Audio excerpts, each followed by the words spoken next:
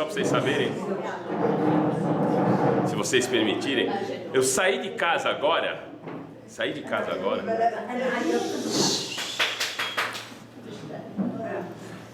casa agora e, por incrível que pareça, vazia. Não, quando eu saí agora, depois do jogo, cheio de gente na rua, e é incrível que uma pessoa chegou, me comentou, me deu um sorriso, e o outro pegou e deu um sorriso, e eu falei, meu, o que é isso? O que está acontecendo? E todo mundo estava... Você não sabia o que está acontecendo? Não, mas todo mundo estava alegre. Eu falei, olha, então eu ia falar alguma coisa, eu mudei totalmente o assunto para poder falar agora, para poder falar sobre esse assunto. Na realidade, eu já tinha pensado em falar. O assunto que nós vamos falar hoje é alegria. A alegria, vocês saberem. Você quer falar futebol, ópio do povo? A alegria nós vamos falar. E nós vamos falar alegria não só do ponto de vista ser alegre quando tem uma causa muito clara, que nem o Brasil ganhar e tudo, mas você se alegre e aprender a ser alegre em qualquer circunstância. Nós vamos ver como que a alegria é vista na Torá, os benefícios que podem ser trazidos pela alegria. Vamos aprender técnicas racionais, técnicas emocionais, para a gente aprender a ser alegre. E com certeza hoje nós vamos tentar falar sobre Detroit, sobre a menina, sobre Verba Wexler e sobre o consumidor. Que menino. Mas como? Uma das coisas importantes para a alegria é ter paciência. A alegria não dá paciência. E eu começo. Vou falar antes da alegria em relação à Torá. Na Torá aparece claramente que a gente não pode ficar não alegre. Temos que ficar alegre. A maior prova disso é nosso patriarca Yaakov. Yaakov, ele tinha a presença divina o tempo todo, quando de repente ele manda o seu filho Yosef buscar os irmãos planejam matá-lo, finalmente vão vendê-lo para uma caravana que vai para o Egito, e aí chegam para o pai, eles molham uma túnica com sangue, e eles falam, olha, ele foi devorado por um animal. E a partir desse momento, Yaakov entra praticamente em depressão, não fica mais alegre, e a partir deste momento não tem mais a Shekhinah, a presença divina visitando Yaakov. Durante 22 anos que ele ficou triste, que ele ficou sem estar alegre, não houve presença divina do maior homem que já existiu aqui na face da terra, Abraham, Isaac, o topo é Yaakov, que vai virar Israel, e nós somos Bnei Israel, apesar de tão grande que ele é, sem alegria não tem presença divina. Então nós temos que aprender uma coisa em relação a isso daqui. Segundo ponto, que também a Torá fala, e eu vou falar para vocês, eu fiquei impressionado. Yaakov, ele vai, finalmente encontra o seu filho, aí ele fica alegre, e ele volta a ter a presença divina. Hashem fala para ele, escuta, vai para o Egito, e quando ele chega lá, é recebido pelo faraó, e o faraó faz uma pergunta para ele, e fala assim, simples, olha, e falou o faraó, qual que é a sua idade? Perguntou para Yaakov. E aí Yaakov responde, sabe o que? Minha jornada é difícil, durou 130 anos, os dias da minha vida são poucos e duros, e eu não vivi tanto como os meus antepassados. E aí está escrito que porque Yaakov respondeu de uma maneira negativa, cada palavra que ele falou, ele vai ter 1 ano de vida a menos. Ele está previsto para viver 180 anos. Ele fala exatamente 25 palavras. 25 palavras ele fala. A mais. Ele responde. Sim, ele responde 25 palavras, falando que a vida estava dura, tá certo? Por cada uma das palavras, ele foi, escutem bem, Um ano. Foi um ano a menos da vida. Então, se ele tinha 180 e ele, vou tirar 25, quanto que vai dar? Vai dar 155. Agora tem uma coisa. Sabe quantos anos? Alguém sabe quantos anos que Jacó viveu? 147. Então, Porque como ainda com 3 meses. tem mais 8. 8. Incrível. Então, tem que entender isso. Se os sábios falaram, cada palavra que ele falou, ele foi punido, então esses 8 devem ter saído de algum lugar. E aí nós temos a resposta incrível. Se você contar as palavras que o faraó faz para Yaakov, é incrível. Vou ler para vocês em hebraico. Vayomer par'o el Yaakov kama yeme shene hayeha. 8. Quantos anos você tem na tua vida? Chegou o faraó e ele, na pergunta, usou 8 palavras. 8 mais 25 dá 33, que aí sim, 180 menos 33 vai dar 147. Uau, mas o que é isso? Yaakov pode ser responsável pela pergunta do faraó? Não é normal. Imagina se vocês agora o faraó fazia usava 30 palavras, 40 palavras. Dá para entender? Alguém entendeu o que eu falei até agora? Sim, mas... E a resposta é genial. Por que sim foram contadas as palavras que o faraó falou? Porque Yaakov apresentou seu rosto sofrido e dolorido. Em função disso ele vai ser punido. Ele apresentava uma fisionomia que não estava estampada a alegria que teria que ter uma pessoa que vive com Emunat Hashem total. É claro que Yaakov está em outro nível que a gente. Por isso que a gente aprendemos que nós não temos o direito de ter uma fisionomia triste. O tempo todo tem que ser agradável. Uma vez, quando comecei a fazer chuva, eu era ecologista. E eu entro uma vez na aula do Rabino Dish, que eu estava começando, e o Rabino Dish começa a falar, sabe o que? Tem recinto público e recinto privado. Ele falou, recinto privado é teu quarto, e recinto público é, por exemplo, a Praça Buenos Aires. É um recinto. E aí ele falou, escuta, você pode jogar uma banana no teu quarto? Olha, não é correto, mas se quiser jogar, pode. Agora, na Praça Buenos Aires, um recinto público, eu posso jogar uma banana? Não tenho direito de sujar um recinto público. Não tem. Você concorda comigo? Todo mundo, por unanimidade aqui, concordaram.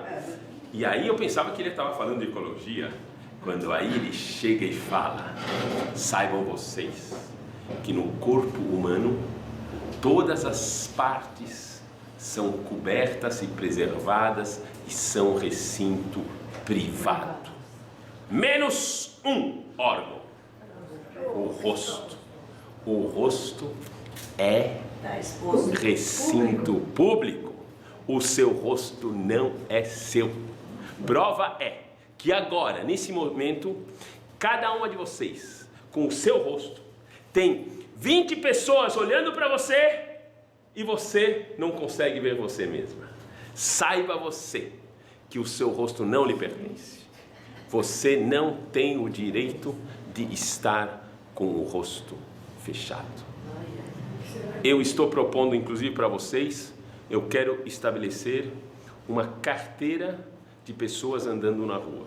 Se a pessoa estiver de cara fechada, multa. Se quiser mais fechado uma vez, fica 2 dias em casa. Se não, o quê? Vai ter que fazer curso. Saibam vocês, a gente não tem o direito de estar com cara fechada. Então, isso daqui já estamos aprendendo. Outro ponto da Torá... Podemos perguntar uma coisa? Posso? Espera um pouco, eu acabo o item Torá e eu te deixo, tá? Acabo o item Torá, antes dos benefícios eu te deixo falar. Vendo aí na Torá, a gente sabe uma coisa, que o nosso patriarca são Abraham e Yitzhak. Yitzhak, ele vai nascer já com um nome predestinado, porque Sará, ela, no momento que os anjos falaram para ela, você vai ter um filho, e ela era estéril, e ela já tinha 90 anos, como é que é possível? Ela começou a dar risada. E aí, Hashem falou, você vai ter um filho e você vai chamar ele de riso. Yitzhak quer dizer tzhok, quer dizer riso. Então, na própria natureza e no nome dos nossos patriarcas, Am Israel é um povo que tem que ser do riso. Outra prova também é que quando um casal casa, Aris, Shufoaris, e que seja tudo bem, a última brachá, que é feita embaixo da roupa, que é Gila, Rina, Sasson, Vesimha, são 10 expressões de alegria. É isso que faz e concretiza que um casal vai continuar. E outro ponto da Torá, e isso daqui nós vamos ter que entender bem, é um personagem. Nós todos somos Yehudi. Yehudi vem de um personagem que se chama Yehudá. Yehudá é filho de Yaakov. E quando Yaakov vai abençoar os seus filhos todos, ele vai chegar para Yehudá e vai dar uma bênção. E vai falar, escuta, você vai ser o rei de Am Israel. Todos os teus irmãos vão te servir. Fala várias coisas, mas as últimas palavras que Yaakov fala para Yehudá é que seus dentes sejam mais brancos que o leite. O que é isso, que os dentes sejam mais brancos que o leite? A gente sabe que o leite é o alimento puro que todo mundo toma, desde uma criança que nasce, o tempo todo. Não existe pessoas que não tomaram leite. Como que é possível que os dentes brancos sejam mais importantes que o leite? E aí explicam os sábios. Saiba você ajudar e talvez até fazer uma pessoa viver, dar sustento para uma pessoa, dar leite, é muito importante. Mas muito mais importante que isso é você fazer qualquer coisa com os dentes brancos que um sorriso tem. Vocês sabem que várias pessoas talvez já foram para o dentista. Nós temos exatamente 32 dentes. 32 dentes. Se eu pegar a última letra da Torá, a última palavra é Israel. A última letra é uma letra Lamed. Logo depois que a gente acaba a Torá, a gente nunca acaba a Torá, a gente já recomeça ela. E eu recomeço ela com a palavra Bereshit. A última letra é a letra Lamed e a primeira letra é a letra Bet. Lamed Bet dá a palavra Lev. Bereshit, a última letra é... Primeira letra Bereshit, Bet. Acaba a última letra da Torá Lamed e a primeira letra começa com Bet. Isso. Claro? Então eu tenho a palavra... Je te remercie tant d'être venu, c'est une honneur très grande. Eu estou recebendo aqui a minha tia Rita. Escutem bem. Escutem bem. Lev, a palavra Lev, junto com essa brachá que Yaakov deu para o seu filho Yehudá, falando que os dentes são mais brancos que o leite, explicam. Saiba você que quando você oferece o teu sorriso com teus dentes brancos, é como se você estivesse oferecendo o teu coração para a pessoa. É uma coisa que vale a pena você aprender a sorrir. A frase de efeito que eu mais gosto de usar, eu vou repetir para vocês, que ela tem que seguir vocês todo dia. Todo dia de manhã vocês teriam que pensar nisso. Acordar de manhã e falar: o sorriso é uma pequena curva que endireita muitas coisas. Uau! Se vocês lembrarem disso daqui, a vida pode mudar completamente. Sorriso. Por que uma curva? Porque quando você faz a curva, não dá para ficar sorrindo com os lábios assim. Você obrigatoriamente faz assim. Tanto é que qualquer figura de sorriso tem uma curva. Muito bem, obrigado. Está aprovado aqui, nós tivemos essa aprovação aqui, que realmente é uma curva. Eu vou falar só mais uma coisa importante em relação à Torá. E depois eu vou dar a palavra para a dona Rina para fazer uma pergunta. Ó, escutem bem. Quando Deus criou o mundo, Ele deu várias ordens. Falou que seja dia, que seja noite.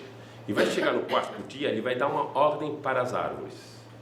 Ele fala assim: árvores que vocês sejam árvores, frutos, e que vocês deem frutos. Ele deu a seguinte ordem: árvores, sabe o que?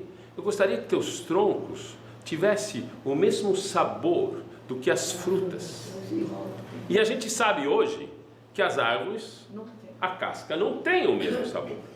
Então, a ordem que Hashem deu não foi obedecida.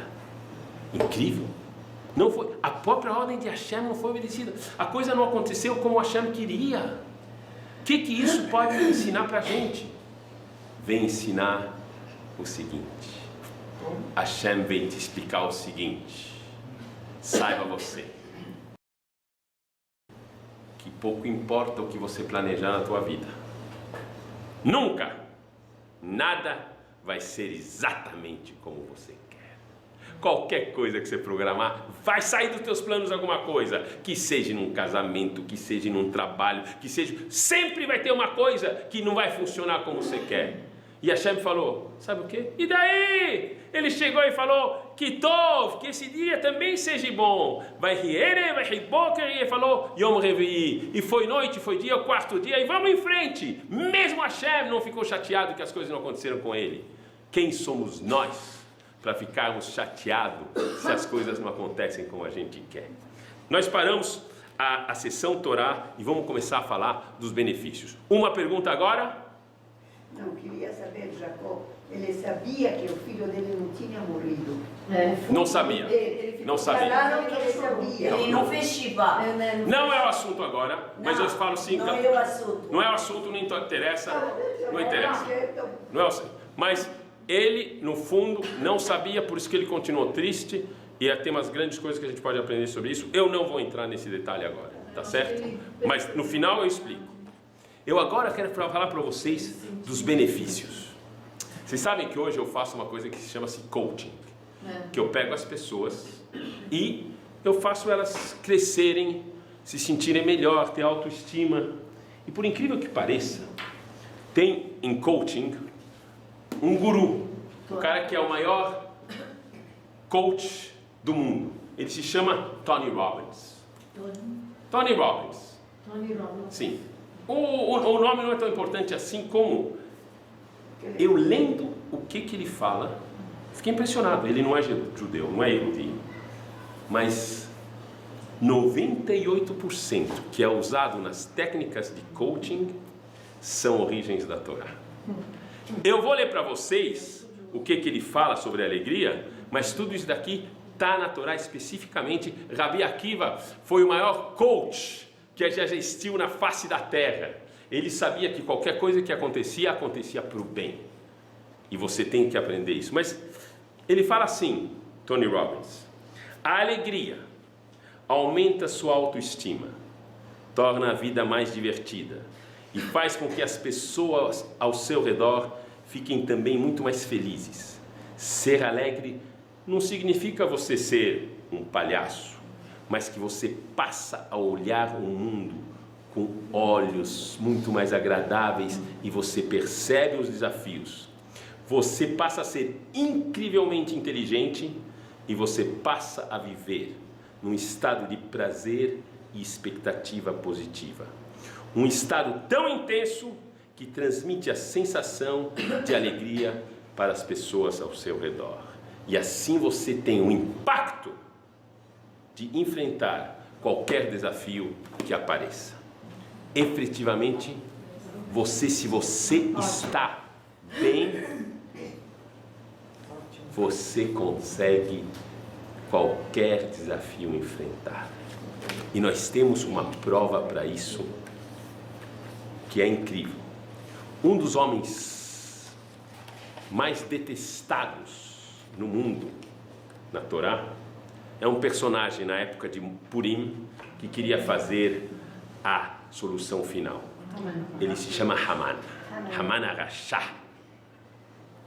Haman Arashá, ele queria acabar com o povo. E aí ele fez um sorteio, saiu o dia de Purim, e aí nesse momento Esther tem que intervir. Esther tem que intervir. Mordecai fala para ela, vai falar com o rei Ahasverosh. e ela finalmente decide, ela coloca em risco a própria vida, vai falar para o rei. O que ela fala para o rei? Por favor, rei, eu gostaria que você e Haman vierem para um banquete na minha casa. Claro?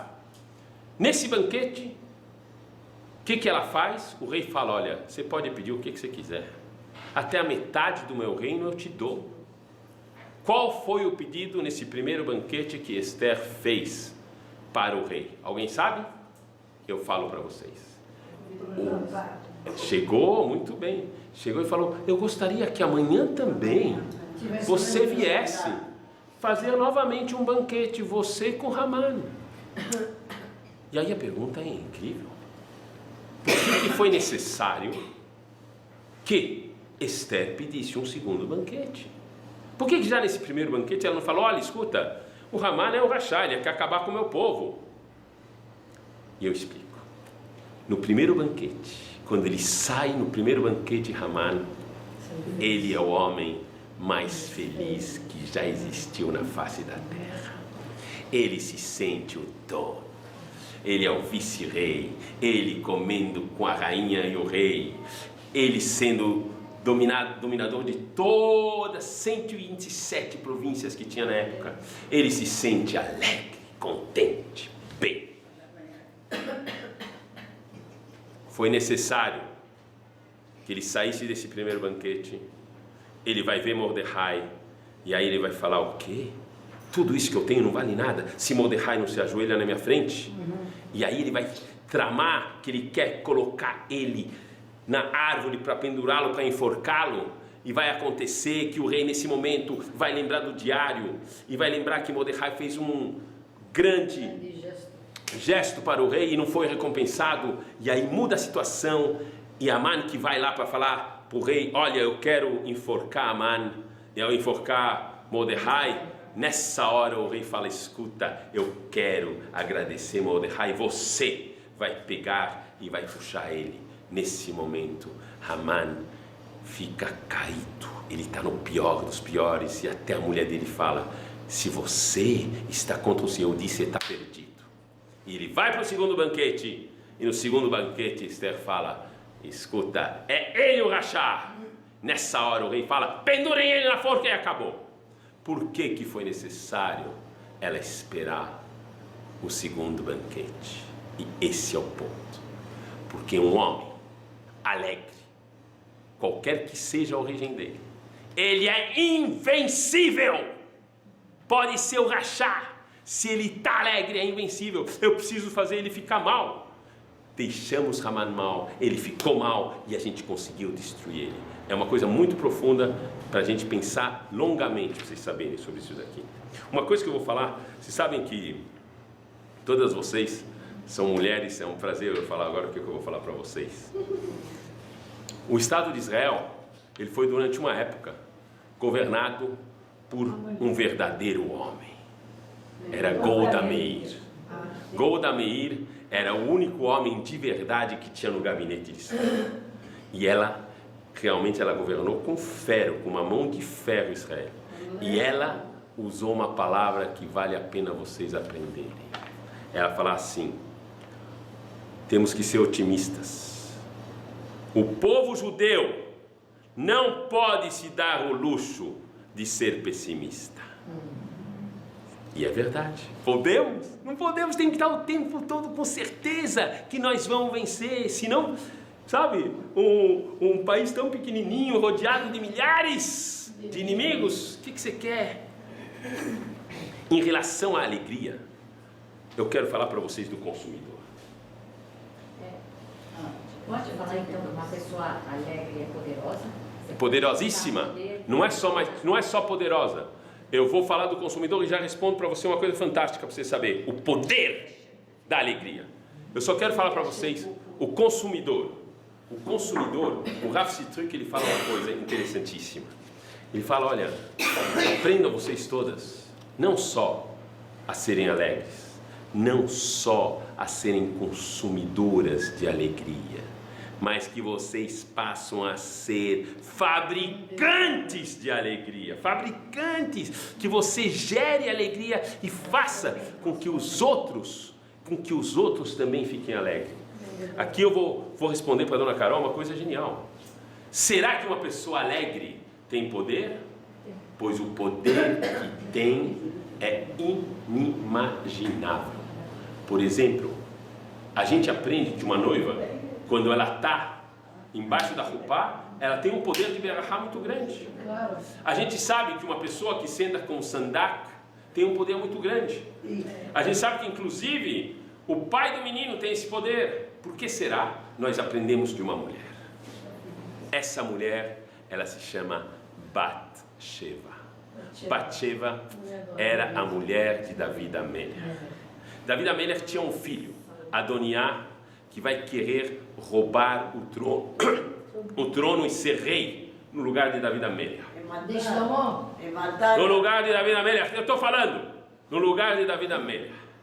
Aí, Bat-sheva tinha a garantia que quem ia ser rei depois que David Amelech falecesse, ia ser o filho dela, que era Shlomo. Então, ela não entendeu. Como que Adoniá está agora se apropriando deste reinado? E aí, ela foi com o profeta Natan, foram falar com David Amelech. E David Amelech falou o quê? Adoniá está tentando ser rei, ele levanta, estava doente, e ele fala para Bat-sheva: eu te garanto que você vai ter o teu filho como o futuro rei Shlomo Amelech. A alegria de Bat-sheva foi tão grande que nesse momento ela gritou em voz alta. Eu traduzo, ela gritou: David, Melech Israel, Hai vekayam. Até hoje, em qualquer momento de alegria, a gente fala David, Melech Israel, Hai vekayam. A berachá dela funcionou, até hoje a gente fala. Quando você tem alegria, você tem um poder inimaginável. Não desperdice. Não desperdice, vocês não têm ideia o que pode fazer com isso. Eu vou começar agora com as técnicas. Agora vamos aprender realmente a gente usar técnicas racionais para aprender a ser alegre. A primeira dela que eu preciso explicar para vocês é: todas as coisas que são fabricadas têm às vezes algum defeito. Uma vez fui comprar uma camiseta da Hering e a etiqueta estava do lado errado. Tem defeito de fabricação, existe. Qualquer coisa que você faz, mesmo se você é um top, médicos erram, companhias telefônicas erram, tudo tem erro, tem defeito de fabricação, sim ou não? Agora, essa matéria-prima que se chama vida, quem é o produtor? Quem é o fabricante? O fornecedor é Hashem. Será que é possível que esse fornecedor ele possa entregar produto com defeito de fabricação? É possível? Não é possível. Por definição, não é possível. Então, eu tenho uma coisa, eu tenho a vida. E eu então sei. Agora nós estamos todos aqui afirmando que este produto é 100%, foi feito por Hashem, fornecedor top quality. Será que é possível que ela seja ruim? Não. Se então eu não consigo aproveitar essa vida do jeito que eu gosto, que eu possa sentir a alegria nisso, o defeito com certeza não vai estar no produto, não vai estar no fabricante, com certeza vai estar na pessoa, vai estar na gente, que a gente somos usuário dessa vida e a gente não sabe perceber. Saibam vocês que tudo que ele manda é bom. Se a gente não percebe que a gente não chegou ainda no nível. Primeira técnica, não esqueça. Produtor top quality. Segunda técnica, que é genial para vocês saberem. Sabem que é fácil. Quando as coisas estão bem, você está bem. E quando as coisas estão mal, você está mal. Isso é a coisa mais óbvia que tem. Concordam comigo? Agora, na vida, nós temos momentos que são claramente alegres. Que é quando a pessoa casa, tem um filho, tem um netinho. Aqui a dona Ginete ganhou uma netinha agora, é uma coisa incrível. Mazal tov, bisneta, Mazal tov, Siman tov, certo? Escutem bem, esse momento é francamente alegre, vocês concordam? Agora, esses momentos que são francamente alegres, numa vida de uma pessoa, não é todo dia que acontece. Vamos falar vocês vão aceitar que eu falo que esses momentos que são francamente alegres são 5% dos momentos? Vão aceitar? Mais ou menos, né? Tá aceito que então os momentos francamente alegres são 5%. Do outro lado, nós temos mais outros momentos que não são tão francamente alegres, que são até um pouco difíceis de serem aceitos. Uma pessoa tem uma certa doença, tem além uma pessoa que falece, são coisas que a gente ainda não entende. E a gente passa por apertos grandes. Mas esses momentos também, não é a maioria do tempo da vida. Eu vou falar que também esses momentos são de 5%. Sim ou não? Também, não é tudo. Então nós temos de um lado 5% francamente bons e 5% que nós não sabemos lidar, que são ruins, teoricamente não são tão bons. E sobra quanto? 90%. 90% são neutros. Não são nem claramente alegres, nem claramente não alegres. E aí é onde que a gente pode entrar. E a gente tem que aprender a decidir que esses momentos vão ser sim alegres.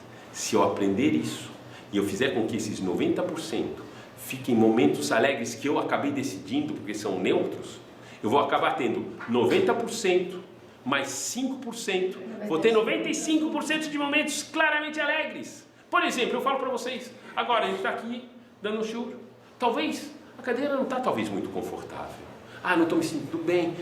Você pode olhar de um lado, está cansativo, não. O outro lado falar, olha o que eu estou aprendendo, é coisa interessante. Você tem que aprender a escolher o bom da onde você está, mesmo se a notícia é ruim.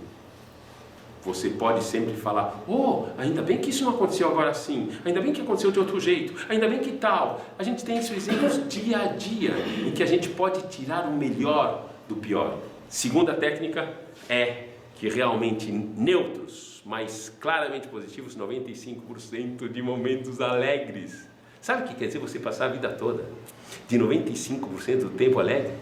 Quem não gostaria de ter isso? Só você decidir, tá claro? Terceiro ponto, e eu aqui trouxe umas folhas e estou nas coisas racionais. Aqui eu tenho 2 folhas brancas, sim? E eu gostaria que vocês mentalmente pensassem numa folha branca. Vocês vão colocar todas as coisas que vocês têm e que vocês apreciam e que vocês gostam e que vocês realmente agradecem por tê-las. Sei lá, saúde, filhos, tudo o que vocês quiserem, tá certo? Vão imaginando na cabeça. Tá imaginando? Estão imaginando? E nessa outra folha, eu quero que vocês marquem também na cabeça a coisa que você acha que te falta, que realmente você gostaria de ter. Não falta nada. Muito bem, dona Célia. Muito bem, dona Célia. Um minutinho. A senhora já está no nível. Vamos esperar as outras que elas vão responder. Não é assim? Não, senhora, dona Rina. Um minutinho. Escutem bem.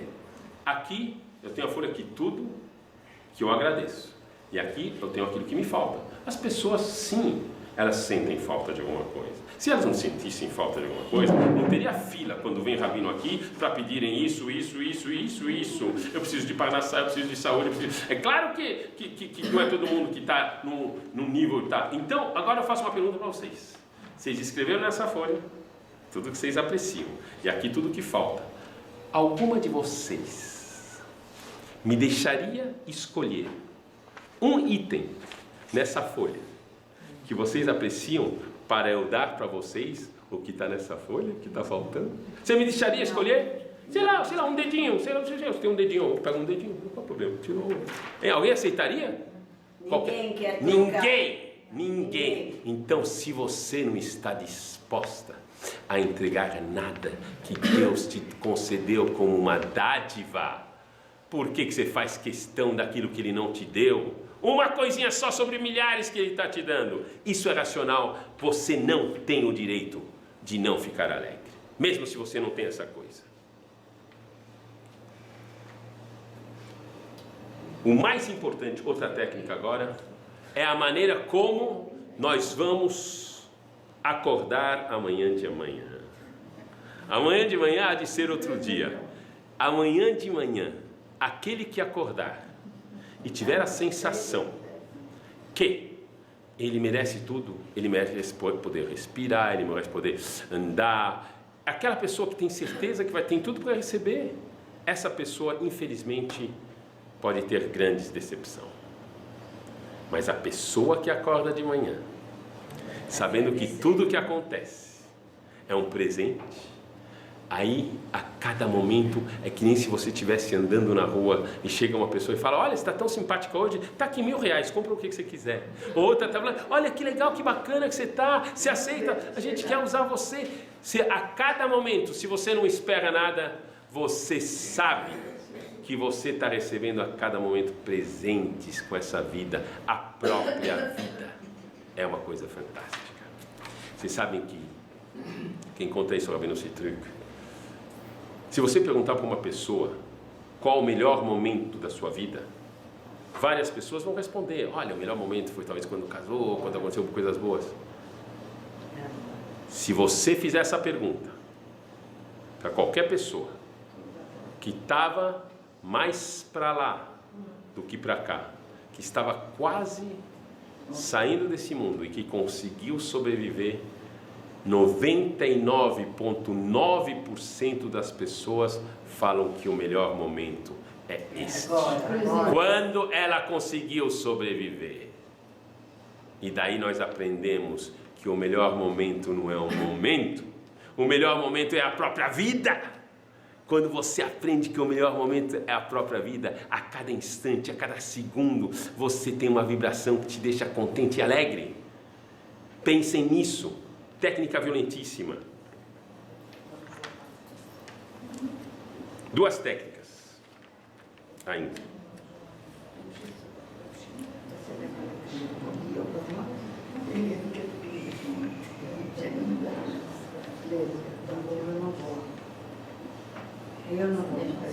Agora eu vou falar uma coisa para vocês. Suponho agora, eu vou fazer uma pergunta clara. Suponha que agora, nesse momento aqui, eu gostaria que só uma pessoa respondesse e levantasse a mão, sem responder assim rapidamente. Se chegasse agora aqui, e Hashem?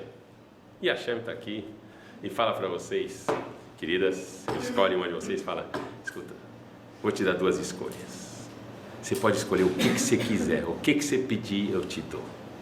O que você pedir eu te dou. Me fala, você pode pedir. Essa é a primeira opção. E segunda opção é: sabe o que? Fecha os olhos, me dá a mão e eu vou ir com você. Aonde você vai ir, eu vou ir com você. Vamos juntos para essa vida?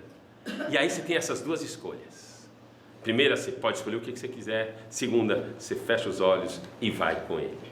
Qual, eu vou perguntar, qual a senhora escolheria? Hein? A segunda opção, falando sério? Quem também? Também? Eu também. Também, José? Vou com ele. Sim, também? Estou protegida. Vocês estão brincando? Não, eu estou aqui. Também? Também? Que incrível! Eu vou falar uma coisa: se vocês todas estão escolhendo isso, que é a segunda opção, que é fechar os olhos e dar a mão para Hashem, é incrível. Vocês estão e escolheram aonde vocês estão agora. Agora vocês estão aqui, vocês deram a mão para Hashem. Quer dizer que vocês estão muito melhores do que aquelas que podiam escolher. Vocês não têm o que reclamar. Vocês estão com a mão com Hashem, olhos fechados e vão com Ele. Fantástico. Rafa Frankfurter, para vocês saberem isso daqui. Dá licença, Salmo 23. Como? Salmo 23. Muito bom. Aqui estamos acrescentando que do rei Davi, Terrilim, Salmo 23. Ele fala que vai junto com Hashem na vida. Certo, vocês sabem. Muito bom.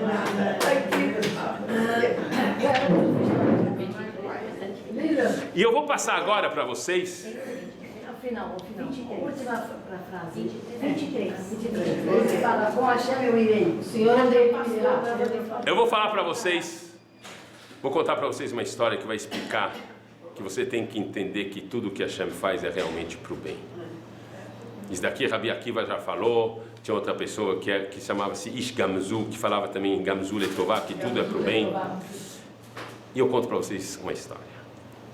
A cena se passa em Auschwitz. A cena se passa em Auschwitz e tem dois jovens. Um se chama Verba e outro se chama Wessler.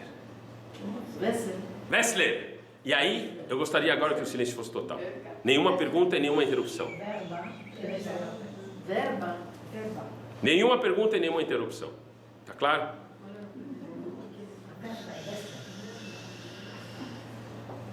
Verba tem uns 19 anos. Wessler, ele tem uns 23 anos. E eles chegam no campo de Auschwitz. E rapidamente eles percebem que lá é um campo de extermínio total. E a partir desse momento eles tem que avisar isso daqui para o mundo. Todo mundo achava que esses campos eram campos de trabalhos, não campos de exterminação.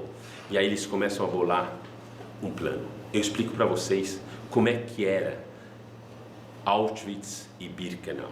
São dois campos, um do lado do outro.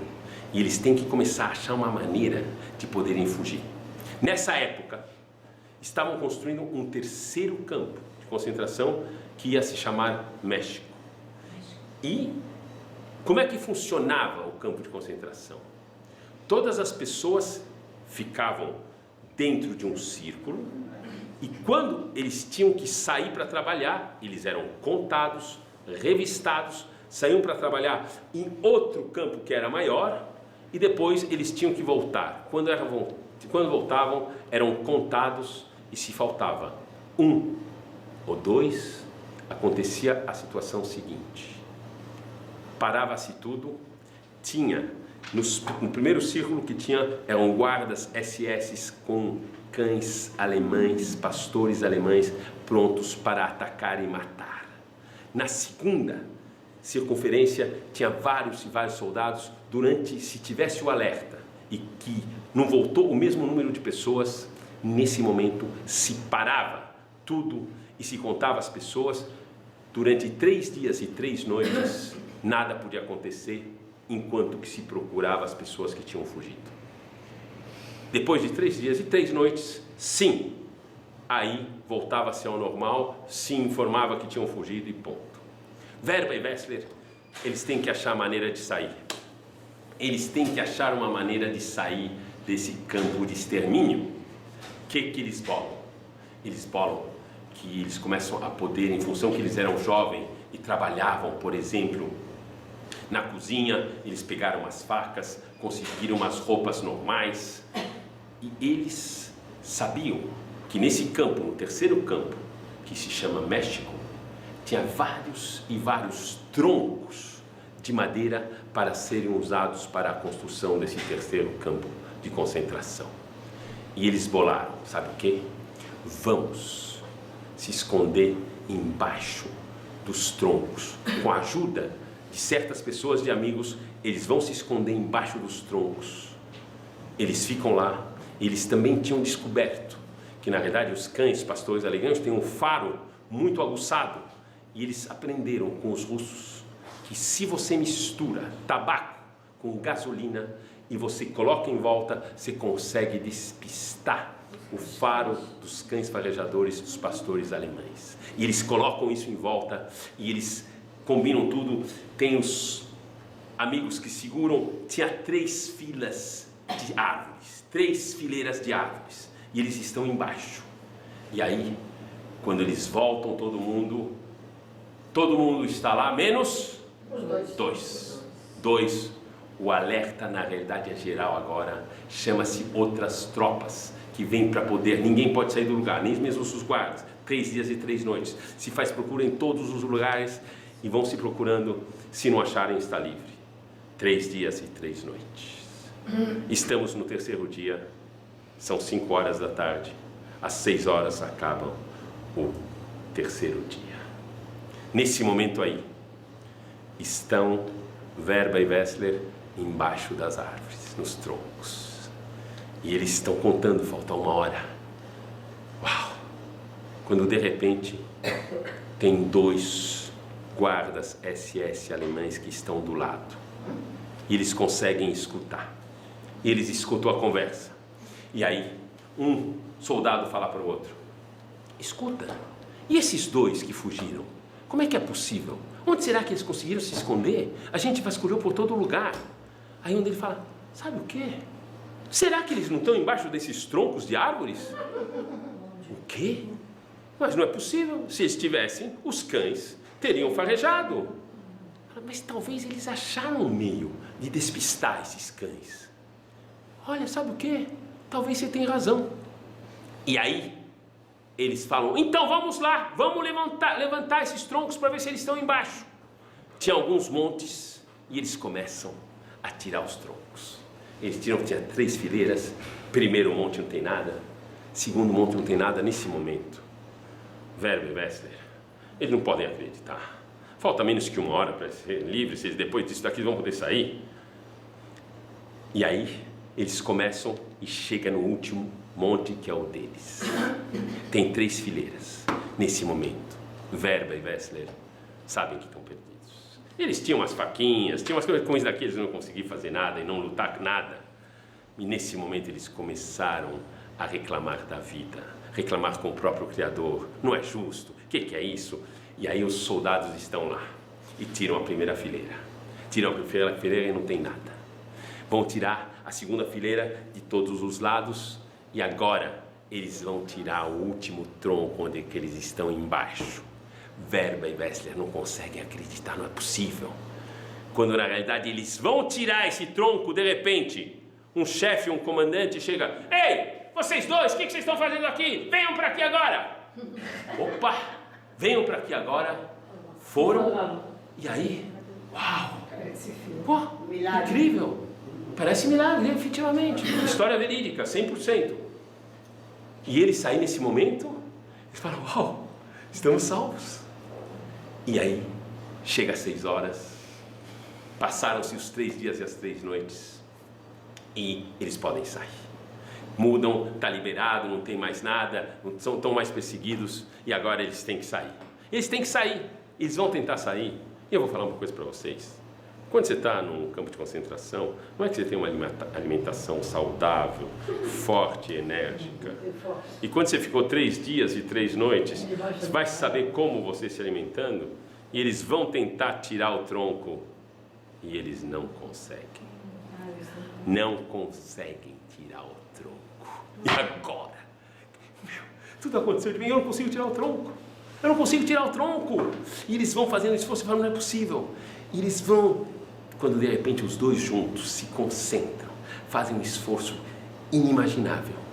E eles vão e começam a empurrar um pouquinho. Mais 5, 10 minutos, empurram mais um pouquinho, até que finalmente abrem um pequeno espaço em que o corpo magro deles pode passar.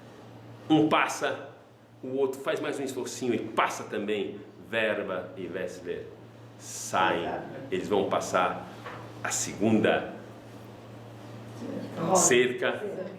E aí eles vão chegar para um posto de uma nação aliada e eles vão ditar para eles como que era em Auschwitz. Isso daqui acabou sendo o documento mais importante do século XX, que se chama Os Protocolos de Auschwitz. É o documento mais importante que existe no século XX. E agora eles viveram. Eles sobreviveram. Eles sobreviveram! Mas saibam vocês, no momento que eles estavam reclamando, no momento que eles estavam sendo, sabe o que? Falando com Hashem, o que você está fazendo com a gente? Não é justo? Se esses 2 soldados não tiverem tirado aquela fileira de cima, as árvores do lado, nunca que eles iam sair. No momento que eles estavam mais reclamando, é nesse momento que Hashem estava trazendo a salvação. Tudo é para o bem. Você tem que isso daqui ter na tua cabeça. Passamos rapidamente para a técnica emocional, antes da gente acabar também com uma história top. Não, eles não perceberam que era o mal. Qual a pergunta, dona Célia? Eu explico para todo mundo. Por que reclamaram? Eles reclamaram porque eles tinham se escondido durante quase 3 dias, 3 noites, iam escapar e de repente os 2 soldados falaram, olha, vamos procurar eles. E como é que é possível? Vamos procurar agora. Se eles tiram mais uma árvore, acabou. E aí na última hora, todo mundo falou, aqui é milagre. Tá certo? E realmente, mas eles não consideraram isso na hora como milagre, porque eles, olha, e depois ele não tem nem mais força. Então, no momento que os soldados, se esses soldados não decidissem tirar essas árvores, finito. Perfeito. Eu começo agora com as técnicas emocionais que são interessantes, para vocês verem bem. Primeira técnica emocional é o seguinte: se você não tiver motivos para ser alegre, seja alegre, que Hashem vai te dar o motivo. Vocês têm que, é verídico. Eu garanto para vocês que é verídico. Você pode a qualquer momento, sim, começar a dar risada. Segundo ponto emocional para vocês entenderem bem. O Rabino Twersky, ele fala: a maioria de vocês já teve alguns acontecimentos que passaram e que foram realmente muito difíceis na hora, mas você olhando para trás hoje, você até dá uma risada. Você fala: isso daqui era difícil, por que a gente se preocupou naquela hora? Olha só, e hoje passou e estou bem. Muita gente, a maioria das pessoas tem umas cenas dessas, em que era difícil e que realmente agora você dá risada sobre o que passou, sim ou não? Só que o Rabino Twersky fala uma coisa: já que provavelmente você daqui 10 anos, você vai dar risada, que tal começar agora e não perder todo esse tempo? Vamos já dar risada agora nessa situação, acabou! Você já facilita tudo. Isso que é ser inteligente. Isso que é. Eu costumo falar para vocês que o Rav Kaduri, ele ria sobre qualquer coisa que acontecia. Alguém falava que ele uma desgraça, ele dava uma risada. Alguém falava uma coisa boa, ele dava uma risada, porque ele sabia que tudo vem para o bem. Tudo. Quando você tem essa tranquilidade, é uma coisa importante. Uma outra coisa que é emotiva é que você tem que aprender a sorrir para espelhos. Se você sorrir para espelhos, obrigatoriamente a pessoa sorri para você. É verdade ou não? Quando você sorri, a pessoa sorri para você. É uma coisa... Então você sorri para espelhos, você vai receber o sorriso, vai sorrir, tá certo? É uma técnica fantástica.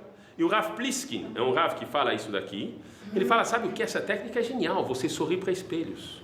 E ele fala bem baixinho, ele fala em PS, em nota bene, assim, só para te falar: saiba você que eu aprendi que essa técnica funciona, inclusive sem espelhos. Você sabe, você pode usar essa técnica mesmo se não tiver espelhos. Tem um provérbio em árabe. Do lado emotivo, Depois. do lado emotivo, eu vou contar para vocês agora uma das histórias que eu mais me emociono. Realmente eu mais me emociono. Eu tive o privilégio de conhecer umas pessoas importantes aqui no Brasil, uma das pessoas ricas aqui do Brasil. E estava conversando e por acaso eu cheguei e perguntei: qual que é o momento mais alegre da tua vida? A pessoa que estava falando normal, de repente ficou sério. Me falou já com uma voz um pouco truncada. Falei: vou te contar.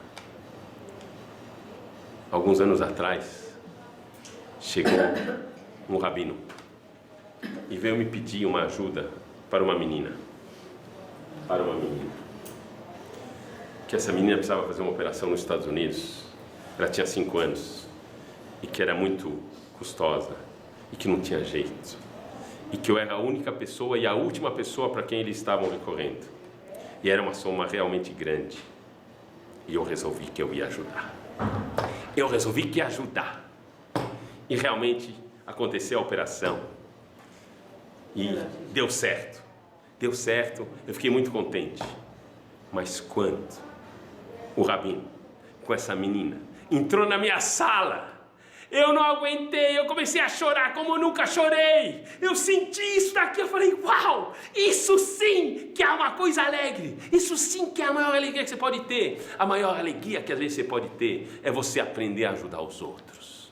Isso daqui te deixa em outro estado, um nível sup, realmente top. Vale a pena às vezes vocês se concentrarem nisso e saberem disso daqui. É verdade. Eu contei várias coisas para vocês. E vou terminar com uma história. A gente falou sobre a Torá, falamos sobre Yaakov, falamos sobre o faraó fazendo perguntas para Yaakov, falamos de Isaac, falamos de Yehudá, falamos de Amã, depois vimos técnicas racionais, técnicas emotivas, 2 folhas brancas, 5%, 5% e 90%. Vimos várias coisas que tem. Inclusive, isso daqui dá para os outros. Essas técnicas vale a pena serem lembradas e usadas. Mas agora, uma das coisas importantes, eu quero contar com essa história final que eu vou contar para vocês. A cena se passa em Detroit. A cena se passa em Detroit. Nós temos John McCain. John McCain é um homem grande, forte, feroz, brutal. Já tem antecedentes criminais. Ele realmente faz coisas ruins. Ele entra num bar e ele vê uma mulher. Ela se chama Sandra. Ele pega Sandra pelo braço na frente de todo mundo, com força total, e fala: você vem agora comigo. E ela fala: não, John, hoje não. Agora você vem comigo. E todo mundo vê. Ele pega ela à força, coloca ela no seu carro e sai, sabe, cantando os pneus na frente de todo mundo, com uma força muito grande. Uau! Ele vai e Sandra não é mais vista. Ela desaparece e abre-se um inquérito. Abre-se um inquérito e começam a investigar. Eles verificam que no carro de John tem marcas de sangue, várias marcas de sangue. Fazem a análise e o sangue corresponde ao sangue de Sandra. Eles veem que inclusive no corpo de John tem várias feridas de unhas, realmente pontudas, mostrando que houve briga. Eles percebem também que no próprio carro tinha lados que estavam amassados, mostrando que aquilo lá foi um palco de uma luta brutal. E tudo indica que realmente John, ele acabou, sim, fazendo desaparecer o corpo de Sandra. Em função disso, é aberto um julgamento.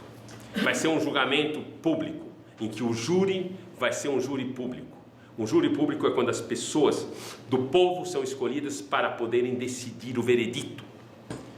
E acontece o julgamento. Nessa noite de julgamento, John, enquanto isso, pega o melhor advogado criminalista que existe nos Estados Unidos, Dr. James Brown. James Brown é conhecido por ser um dos melhores advogados com teses de defesa incríveis. Começa o advogado de acusação e fala: eu quero bem falar para vocês que todas as evidências mostram que esse homem brutal, que tem antecedentes criminais, ele com certeza acabou sumindo com Sandra. A prova é que o sangue é o mesmo que o dela. A quantidade de sangue que foi encontrada é muito grande. Não é possível, ela deve ter tido algum ferimento que não fez com que ela pudesse, inclusive, estar vivendo. Os sinais das unhas são profundos em John. O próprio carro mostra. E a maneira com a qual ele retirou ela do café é prova. Temos várias testemunhas. E nesse momento, eu acuso John de assassinato premeditado em 1º grau, e eu exijo uma pena de 30 anos de reclusão. Uau! E todo o público que está assistindo, sim, eles sentem que John realmente é o grande culpado. Mas chega o advogado de defesa. E o advogado de defesa chega e fala: meritíssimo júri, prezado público, eu quero falar para vocês, é verdade que todas as evidências mostram que o meu cliente é culpado. O sangue, as lutas, as marcas de unha. Mas eu tenho uma prova. Eu tenho uma prova fantástica. Eu queria um silêncio total agora. Eu tenho uma prova fantástica que ele é inocente. Como que você tem essa prova fantástica que ele é inocente? E aí é um pouco de silêncio e o juiz fala: qual é a sua prova? A prova é o seguinte: eu quero falar para vocês. Todos vocês estão assumindo que Sandra está morta. Pois eu tenho aqui a prova. Eu quero silêncio. Eu tenho aqui a prova que Sandra está viva. Daqui a 1 minuto, ela vai entrar por aquela porta. Nesse momento, começa a andar o ponteiro dos segundos. O silêncio é total na sala, todo mundo olhando para a porta e esperando 10 segundos, 20, 30 segundos, 40 segundos, 50 segundos, 60 segundos, 61, 62, 60, 70 segundos, 70 segundos e a porta não se abre. 1 minuto e pouco e a porta não se abre. E o juiz olha para James Brown e fala: cadê a prova? É meritíssimo, ela não entrou. Mas eu quero falar uma coisa para vocês. Todos vocês! J'ai demandé le silence. Todos vocês estavam olhando para a porta fixamente, o silêncio era total. Todos vocês acreditavam que ela podia entrar. Vocês provaram que ela pode estar viva. Vocês não têm o direito de condenar o meu cliente sob uma suposição que ela morreu. Ela pode estar viva e vocês não podem condená-lo. Uau! James Brown, eu quero silêncio absoluto, please. James Brown, nesse momento, está triunfante e o público tudo percebe que ele realmente é o maior criminalista que tem. Uau! É incrível o que a cabeça fantástica de um homem pode fazer.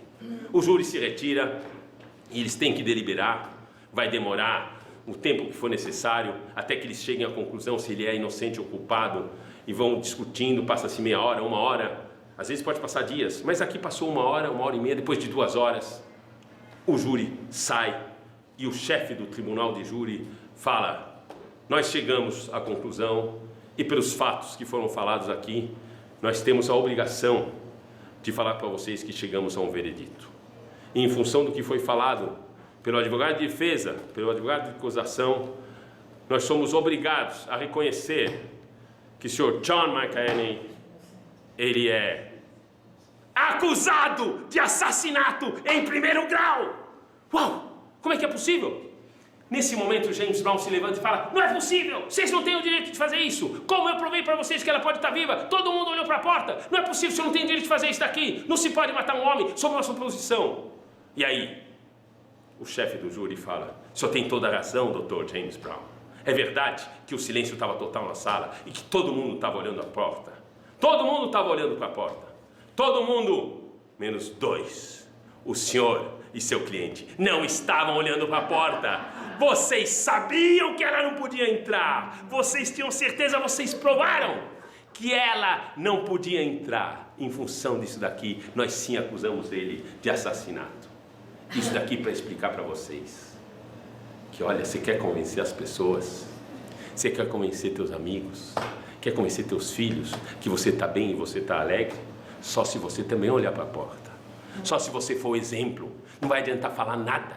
Se você olhar e agir no que você está acreditando, eles vão ser influenciados e você vai poder fazer uma família toda alegre. Não só uma família, como todas as pessoas que você encontra. Você tem que participar e vibrar com isso.